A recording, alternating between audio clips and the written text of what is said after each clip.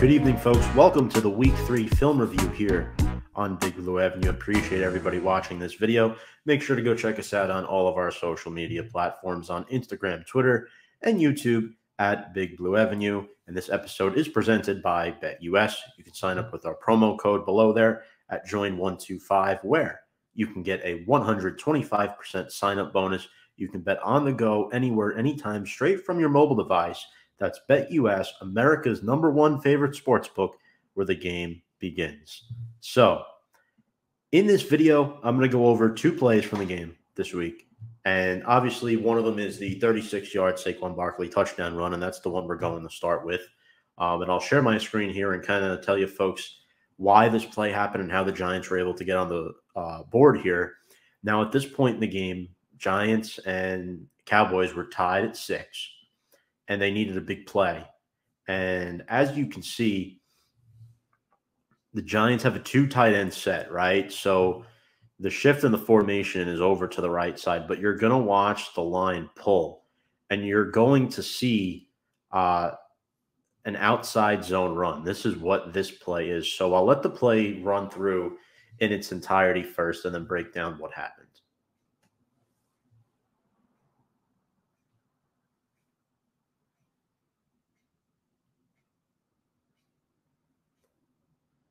Touchdown. So before I get to that second clip, let's go back to the first. So you can see the 2 tight end set, and here comes the outside run. Now, the offensive line does a good job on marking all their men. You see Evan Neal's already anticipating the second-level linebacker here, and you see Glow has the 3 tech, which is getting some pressure. But Saquon's job, instead of going outside, he's going to cut back north, which is a good thing, because in years past, we'd see Saquon not run north and south. Now, Glowinski does a good job fending him off enough so that Saquon can cut back. Evan Neal's on his second-level guy. Andrew Thomas is helping out Ben Bredesen. And now the only issue is here's Anthony Barr. But since Saquon decides to cut back and go north right away, Barr goes from being in front of Barkley to behind Barkley. So that really helps with Saquon getting vertical. And then from that point on, this is all Saquon Barkley.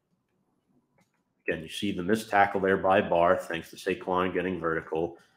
The line doing a nice job. There's the second missed tackle. There's the third player he sheds off. And then Slayton just kind of runs in the way there, and Saquon in for an easy score. Now you'll see it here from this angle. And we'll take a look at the 2 tight ends here and what they do, right? So you see Jones is circled there. Now, 82 is Daniel Bellinger. 85 is Chris Myrick. So everyone's moving right. Everybody and their mother knows this is an outside zone run. But watch Daniel Jones. And his job, he's trying to hold Anthony Barr to hesitate for just a second, because if Jones somehow keeps this ball, right, you can argue that it's a foot race between him and this safety back here to the end zone if Daniel Jones keeps this ball. So he does just enough to make Barr hesitate, right? You can see his foot planted right there.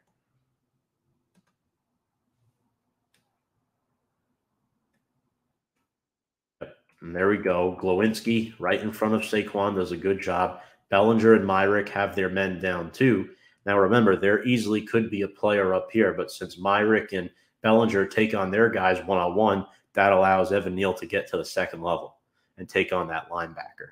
And again, Saquon just beats Barr to the punch. And look at that elusiveness by Barkley. It's absolutely incredible. So at this point, it puts the Giants up 13-6. Unfortunately for Big Blue, that was the last touchdown they would score, and the only touchdown they would score of that game. Now, this next play, simple play, very short and sweet. It is, I believe it was a 3rd and short type of play. It's about a 3rd and 1, and they do a nice little RPO, and I'll explain what happens here in just a moment. This is a pass to the rookie tight end, Daniel Bellinger. I'll let the play run through its entirety, but as you can see here, the Giants have a 3-receiver set. Sterling Shepard's over here. Richie James is in the slot, and Galladay is split out wide. with Saquon in the backfield and Bellinger lined up right here.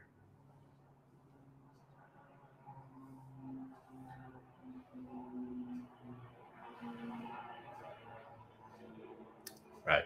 So I'll let the plane fly over my house and explain to you how this play happened. So as you can see, the fake handoff to Barkley, it keeps these linebackers on their feet, right? And at this point, watch Bellinger immediately when the snap is gone off.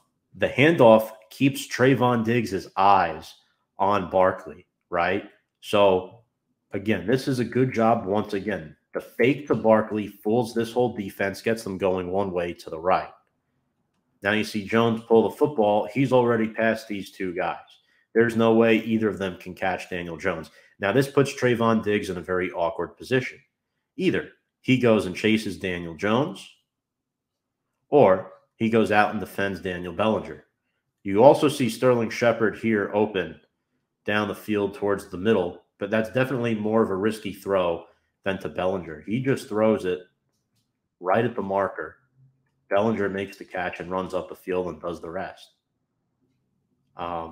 Again, Jones had multiple options on that play, but you get the point, right? The Giants get the first down and keep the chains moving. These are creative offensive plays that are really going to benefit the New York Football Giants this season.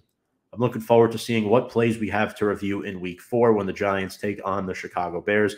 This has been the Week 3 film review for the New York Football Giants. Make sure to check us out on all of our social media platforms if you haven't yet, folks, at Big Blue Avenue. Appreciate all the support. We're on YouTube, Twitter, and Instagram. And one more time, without further ado, let's go Big Blue.